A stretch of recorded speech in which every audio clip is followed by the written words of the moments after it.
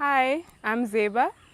I'm from Assam and I'm doing this interview to raise awareness that how water is an important issue and the disparities that is plaguing our society today.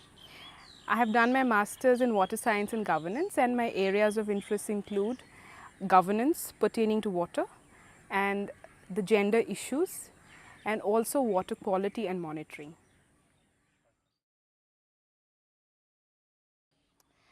Okay, so this is a very basic question. Uh, you asked what is water for existence of humans. So it's not just for humans, but also for the diversity of flora and fauna that we get to see around us. And water forms a very important parameter when we talk about the food, water, and energy axis. I mean the nexus. So even our constitution guarantees water or access to water uh, as a fundamental right under Article 21, which is right to life. So when it comes to exclusively for us human beings, it is definitely a basic human right. So when it comes to what's wrong with the present scenario of water is the topic that I would focus mainly is about the inequality. See, there are many issues which experts and people who write about articles would talk about, but inequality is one such issue, meaning the access to water cutting across gender, caste, region, religion, etc. And oftentimes it is thought that those areas which are drought hit would be the ones which are, mostly water stress. But that's not always the case. Like coming closer home, when during the monsoons, the state of Assam gets flooded so badly that more than 70 to 75% of the entire state is underwater. You see, and even then, the state as a whole gets water stressed. So during that time, I just get reminded of a famous poem written by Samuel Taylor Coleridge. Water, water everywhere, but not any drop to drink. So this particular statement absolutely holds true when you specifically ask me what is wrong with the present water scenario. See, in India, under normal circumstances, an individual is insured about 135 LPCD, meaning 135 liters per capita per day. But do you really think every individual gets that number? I mean, there are people who live who live on water as low as 6 liters per capita per day, whereas the rich, especially in the urban areas, they end up consuming more than 600 LPCD. So do you get the idea of the inequality here that I'm specifically referring to? And uh, since the question specifically asks about what an individual could do, there are many things, but I would specifically like to highlight a kind of thing that I particularly practice in my home. So when you wash the utensils, the wastewater that is generated, we have this habit of throwing that water off, but you can actually use that water to garden the plant, I mean water the plants in your garden. It is actually in fact filled with nutrients, so that's is actually a plus point to help your plants grow.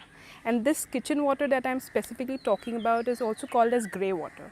So in short, it's a waste water, but you can use it to a very good use. So actually nothing is waste. Even that waste water isn't a waste. You can still use it, and that is when you are actually doing your bit to save water.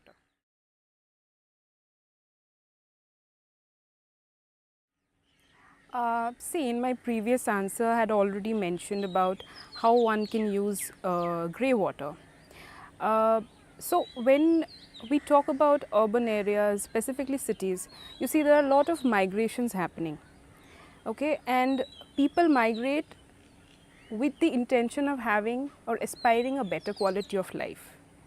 Simple thing, when you move into a new place, you often end up using or bathing in shower. Now when you use shower, actually it leads to a lot of wastage of water, and during the summers the water consumption or the usage is even higher. Sometimes it can go almost up to 80 liters during the entire bathing process. So that's a huge amount. So what you can do is just go desi. I mean, you can always come back to using the classic Indian balti and mug. And if you do not believe me, you can actually watch one of my favorite comedians, Mr. Atul Khatri's video on Instagram, where he actually demonstrates on how you can, bathe using, bucket and mug. And so in the Indian parlance, the standard bucket can hold up to 25 to 30 liters of water. And I feel that's really enough for us to, bathe during the day. So this is how again you can contribute to saving water. So these are very small things which we tend to ignore, with our better pursuits, with our pursuits to, better standard of living. But, such small steps can actually, enhance our endeavor in, sustainable living.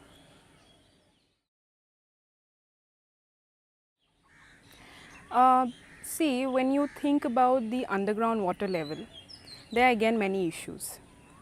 The classic example that I can think of is Punjab. See, Punjab benefited a lot during the Green Revolution, and it is today one of the most richest states in our country. But Punjab ended up using so much of groundwater that it has led to a great depletion in their underground water table. And along with that, there is an added problem of salinity. So when such a thing happens, do you really think, don't you think the entire area is water stressed? And up of that, for your information, in India, the irrigation sector is the largest consumer of water, almost up to 80%.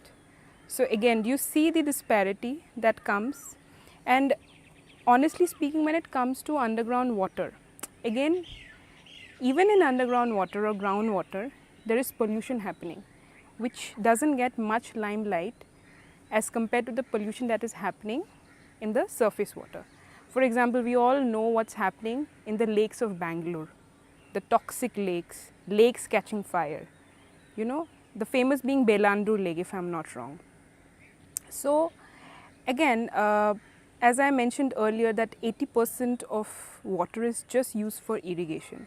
So the problem again is with the laws that we are following. See, we don't have proper groundwater laws in our country. We are still following the archaic laws, meaning the ones which were followed since the British India period.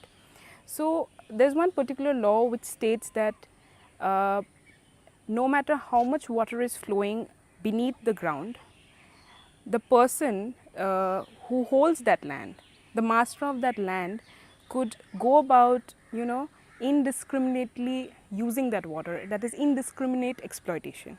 Now, when such a thing happens, the entire aquifer of that area gets stressed. So it wouldn't be wrong to say that water is where the power is. So this again is the disparity. So in all of the questions I talked about the disparity, which is actually a problem which we tend to ignore. And how can we improve? Like let's say we can take the example of Tamil Nadu. Now Tamil Nadu has a legal provision which talks about harvesting rainwater at every household level. So you see, when such a thing happens, you are saving water plus your groundwater is getting recharged. So again, one more important thing, not many of us know, but water is actually a state subject. Okay, so here the state governments have a greater role to play than the central government. We might be having like the various commissions, central water commissions, Ministry of Water Resources, and so on and so forth. But no matter how many tribunals or how many organizations you come up at the center. It's at the end of the day the state governments which have to pick up the momentum. And lastly, with the issue of water, unfortunately it's not a political issue. The moment it turns into an electoral, into a political issue, that's when a general consensus could be built. And it is the need of the hour that water should be treated as as a very important political issue, I would say, which it's because of water which it ensures our living. So we cannot turn a blind eye or a deaf ear to it.